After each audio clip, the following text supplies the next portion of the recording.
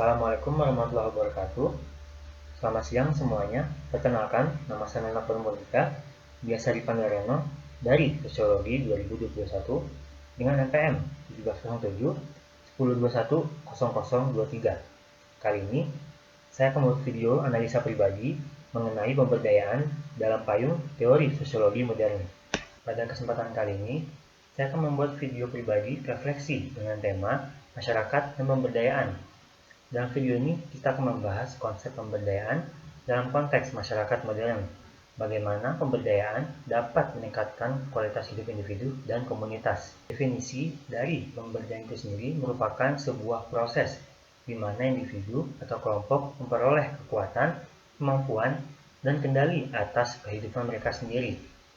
Ini mencakup peningkatan akses ke sumber daya, informasi, dan kesempatan untuk partisipasi aktif dalam kehidupan sosial, ekonomi, dan politik. Pemberdayaan adalah kunci untuk menciptakan masyarakat yang lebih adil dan seimbang. Di berbagai komunitas, pemberdayaan dapat dilihat dalam berbagai bentuk. Misalnya, program pendidikan yang meningkatkan literasi dan keterampilan kerja. Inisiatif kesehatan masyarakat yang memberikan akses ke layanan kesehatan dasar. Dan proyek pembangunan yang melibatkan partisipasi aktif warga dalam pengambilan keputusan. Semua itu adalah contoh bagaimana pemberdayaan dapat diterapkan untuk meningkatkan kehidupan serta kesejahteraan masyarakat ke arah yang lebih baik. Dalam konteks masyarakat Desa Cibiru Hilir yang multikultural dan tingkat stratifikasi sosial yang tinggi, kami fokus kepada masalah yang dihadapi serta potensi dapat dikembangkan. Dalam Desa Cibiru Hilir, lebih tepatnya pada Dusun 2, terbagi menjadi 4 RW, yaitu RW 7, RW 10, RW 12, dan RW 17, yang mana masing-masing wilayah tersebut dikepalai oleh Ketua RW. Pada masing-masing RW tersebut memiliki masalah dan potensi yang dapat dikembangkan menjadi sesuatu yang menguntungkan dan meningkatkan kesejahteraan warganya. Contoh, pada RW 10 memiliki masalah terkait partisipasi masyarakat yang kurang aktif. Oleh karena itu, direncanakan sebuah program yang dapat meningkatkan kesadaran masyarakat untuk lebih aktif dalam berpartisipasi untuk wilayahnya sendiri.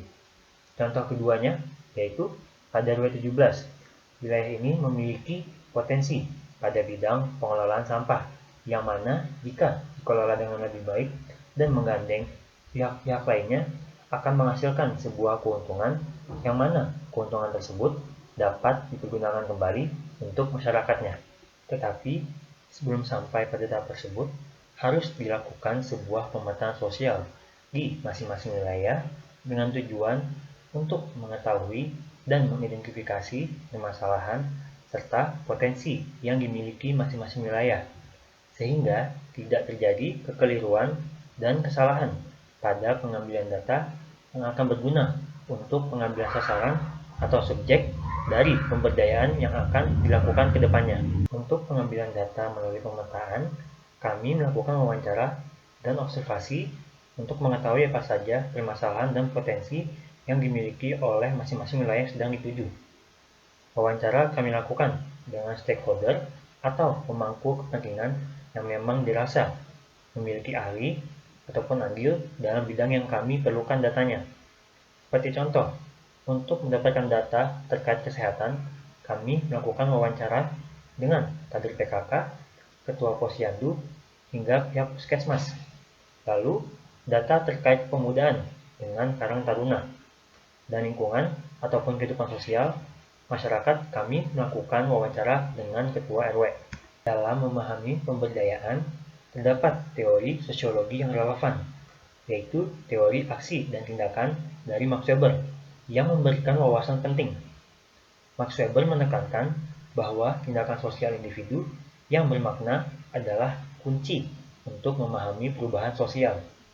Pemberdayaan, menurut Max Weber, melibatkan tindakan rasional dan berorientasi nilai yang dilakukan individu untuk mencapai tujuan mereka. Ini bisa berupa pendidikan, pelatihan, atau keterlibatan dalam proses politik. Selain itu, perspektif teori kritis dari mazhab Frankfurt yang dipelopori oleh pemikir seperti Jürgen Habermas menekankan pentingnya kesadaran kritis terhadap struktur sosial yang menindas. Pemberdayaan dalam konteks ini melibatkan pendidikan kritis dan refleksi yang membantu individu memahami dan mengatasi penindasan. Contoh kasus ataupun bentuk nyata dari teori yang telah dikemukakan sebelumnya, yaitu seperti program pemberdayaan perempuan di desa-desa terpencil. Melalui pelatihan keterampilan dan pendidikan, perempuan di komunitas ini dapat meningkatkan kapasitas mereka untuk menghasilkan pendapatan sendiri, berpartisipasi dalam pengambilan keputusan di komunitas, dan meningkatkan kesejahteraan keluarga mereka. Ini adalah contoh nyata bagaimana pemberdayaan dapat mengubah kehidupan individu dan komunitas secara keseluruhan ke arah yang lebih positif dan juga lebih baik. Kesimpulannya adalah pemberdayaan merupakan sebuah konsep yang sangat penting dalam sosiologi modern. Melalui pemberdayaan, individu dan kelompok dapat memperoleh kendali dan kekuasaan lebih besar atas kehidupan mereka sendiri, meningkatkan partisipasi mereka dalam masyarakat, dan menciptakan perubahan positif.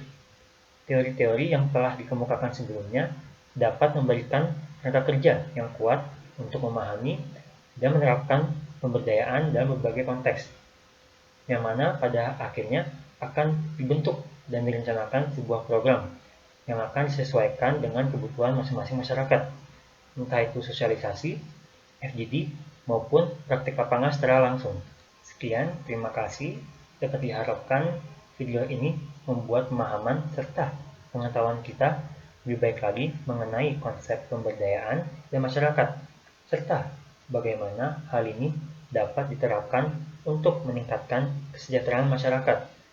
Dengan narasi ini, saya harap dapat membuat video yang lebih informatif dan menarik mengenai masyarakat dan juga pemberdayaan. Sekali lagi, terima kasih. Kurang lebihnya mohon maaf. Wassalamualaikum warahmatullahi wabarakatuh.